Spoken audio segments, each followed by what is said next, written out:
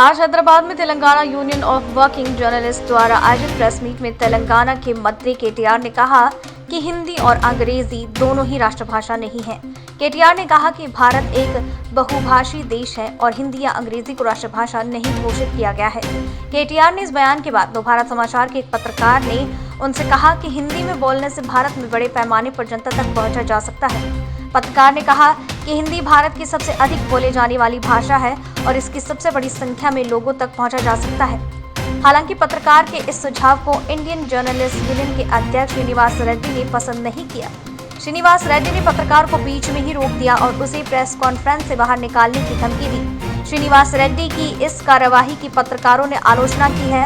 उन्होंने कहा कि यह पत्रकारों की स्वतंत्रता पर हमला है। उन्होंने कहा कि श्रीनिवास रेड्डी को पत्रकारों को स्वतंत्र रूप से अपनी जिम्मेदारी निभाने देना चाहिए। चलो, तो पहली बात यह है, हिंदी में बोलो या इंग्लिश में? हिंदी इंग्लिश नेशनल के लिए चाहिए सर।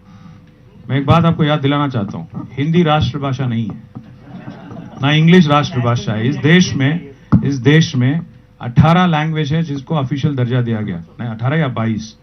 तो मैं जब आप कहते हो ना, please get out of that mindset कि राष्ट्रभाषा या नेशनल के लिए चाहिए, तो please next time please be cautious. My request is No, we are not permitting you to. Please stop. No, it's okay. No, I don't allow. No, you can't. We have not given a chance. Please stop. No, please stop. No. We will send out. Okay Bashir भाई, कोई बात नहीं। मुझे कोई तकलीफ नहीं, आप जो बोलना है बोलिए, बट नहीं, जो बोलना है तहजीब के साथ बोलिए। रुकिए, इनको जवाब देने दीजिए, बाद में बात करिए। तो बशीर भाई, हिंदी या इंग्लिश राष्ट्रभाषा नहीं, केटीआर। नवभारत समाचार के पत्रकार के सवाल उठाने पर बाहर निकालने की धमकी। पत्रकार ने कॉन्फ्रेंस का प्रसारण बड़े पैमाने पर जनता तक पहुंचाने की बात की। श्रीनिवास रेड्डी ने केटीआर से सवाल पूछने पर कॉन्फ्रेंस से बाहर निकालने की दी धमकी।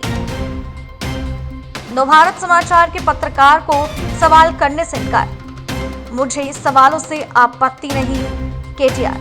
इंडियन जर्नलिस्ट एसोसिएशन के प्रेसिडेंट ने सवाल पूछने से किया मना। अभी के लिए इतना ही। लगातार खबरों के लिए बने रहें हमारे साथ।